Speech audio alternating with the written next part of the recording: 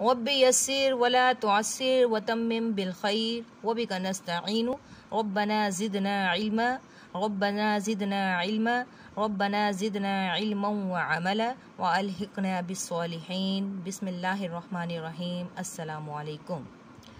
तो जी बच्चों, क्या हाल चाल हैं? अल्लाह तबारक व तआला हम सबको सेहत के साथ रखे। और माशाल्लाह से आज हमारे 15 रोज़े हमारे हो गए हैं। 15वां रोज़ा है आज। तो ज़्यादा से ज़्यादा मग़फ़िरत की दुआ करें, इस्तग़फ़ार पढ़ें, क्योंकि ये मग़फ़िरत का अशरा है।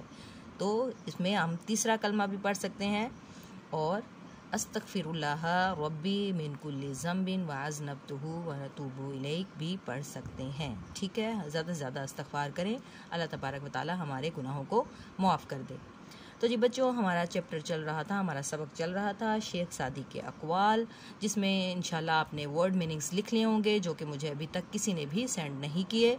तो वर्ड मीनिंग्स, जुमले और हम इसका खुलासा कर चुके हैं। आज बारी है जी सलीस की, तो खोलें अपने उर्दू अदब की कॉपीज़।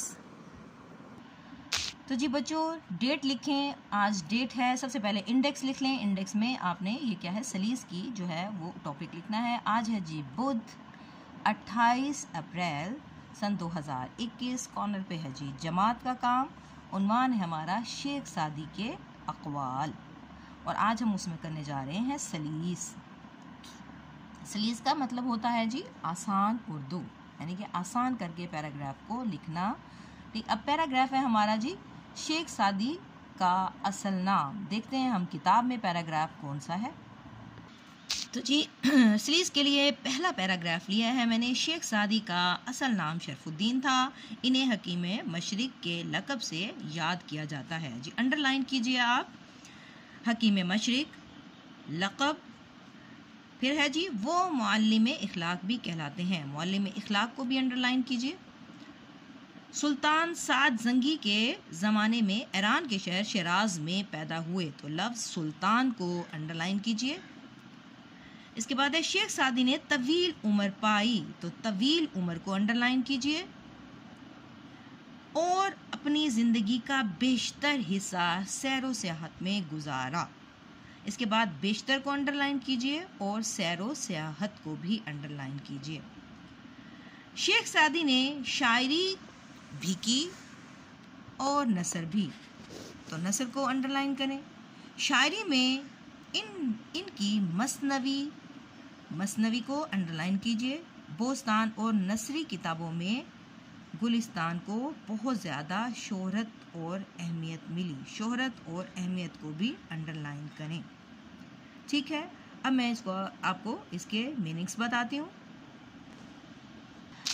जी मैंने कल आपको पढ़ाया, जब हमने ये चैप्टर पढ़ा था तो मैंने आपको इनके वर्ड मीनिंग्स मैंने आपको बताए थे, और आपके बुक के बैक पर भी वर्ड मीनिंग्स हैं, तो आप वहाँ से भी देख सकते हैं इस पैराग्राफ को मद्देनज़र रखते हुए। लेकिन मैंने यहाँ पे भी कुछ अल्फाज जो कि मौजूद नहीं थे वो मैंने लिख दिए। हकीम मशरिक, मशरिक का दाना इंसान या मशरिक का अक्लमंद इंसान। इसके बाद है जी मुअल्लिम, मुअल्लिम इखलाक, इखलाक सिखाने वाला। मुअल्लिम का मतलब होता है उस्ताद, और उस्ताद हमेशा कुछ न कुछ सिखाता है, तो क्या है, इखलाक सिखाने वाला। इसके बाद है लफ्ज़ तवील उम्र। तवील उम्र का मतलब होता है लंबी ज़िंदगी। सैरो सियाहत, सैरो तफरीह इसका मतलब होता है। इसके बाद है मसनवी, इसका मतलब है नज़म की ख़ास किस्म जिसमें मुसलसल बात हो, यानी कि नज़म वो लिखते हैं, नज़म में एक ही बात की तकरार की जाती है। सुल्तान, सुल्तान का मतलब होता है बादशाह। इसके बाद है जी लक़ब, लक़ब वो नाम जो सिफ्त की वजह से मशहूर हो जाए। इसके बाद है लफ्ज़ बेशतर, बेशतर का मतलब होता है ज़्यादातर। इसके बाद लफ्ज़ नसर, यानी नसर का मतलब होता है इबारत या आम गुफ्तगू को नसर कहा जाता है। शोहरत का मतलब होता है मकबूलियत या चर्चा हो जाना, मशहूर हो जाना। अहमियत का मतलब होता है वक़ार, खासियत या हामी। ठीक है, आए अब इसकी सलीस मैं आपको बताती हूँ। सलीस आप किस तरह करेंगे, खुद से लिखने की कोशिश कीजिए। ठीक है, अगर आपको नहीं आएगी तो मैं आपको ज़रूर बताऊंगी। मेरे ख्याल में अगर आप मैं जो बोल रही हूँ इसी को आप गौर से सुन लें तो सलीस लिखना आपके लिए आसान हो जाएगा और वर्ड मीनिंग्स आपके पास हैं। ठीक, देखें हम क्या लिखेंगे। शेख सादी का असल नाम शरफुद्दीन था, यानी कि ये जो आपकी बुक में हमने मौजूद है वही हमने इसको एज इट इज़ लिख दिया। इस करेंगे शेख सादी का असल नाम शरफुद्दीन था, इन्हें हकीम मशरिक के लक़ब से याद किया जाता है। तो यहाँ पर हम सलीस करेंगे कि आपको मशरिक का दाना इंसान के नाम से मशहूर थे, यानी कि आप मशरिक का दाना इंसान के नाम से मशहूर थे, या मशरिक के अक्लमंद इंसान में मशहूर थे। अब है जी, वो मुअल्लिम इखलाक भी कहलाते हैं, यानी उनको इखलाक सिखाने वाला इंसान भी कहा जाता है, उनको इखलाक सिखाने वाला इंसान भी कहा जाता है। सुल्तान साद जंगी के ज़माने में ईरान के शहर शिराज में पैदा हुए। तो इसका हम क्या लिखेंगे, यहाँ पे हमने चेंज किया है, यहाँ हम लिखेंगे कि बादशाह साद जंगी के ज़माना में ईरान के शहर शिराज में पैदा हुए।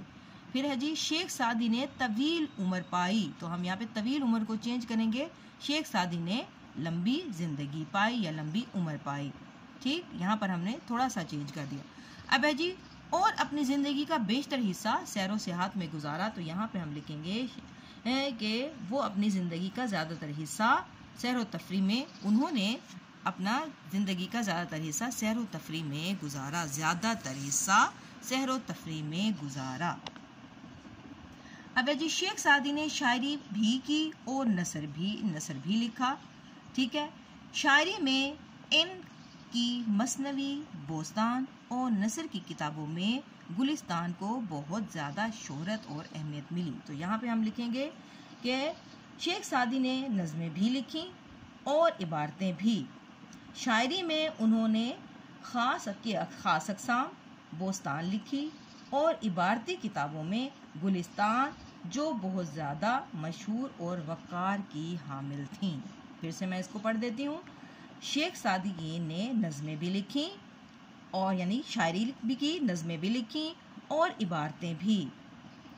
शायरी में उन्होंने ख़ास अक़साम यानी मसनवी को किया है, ख़ास अक़साम, बोस्तान लिखी और इबारती किताबों में गुलिस्तान, जो बहुत ज़्यादा मशहूर और वक़ार की हामिल थीं।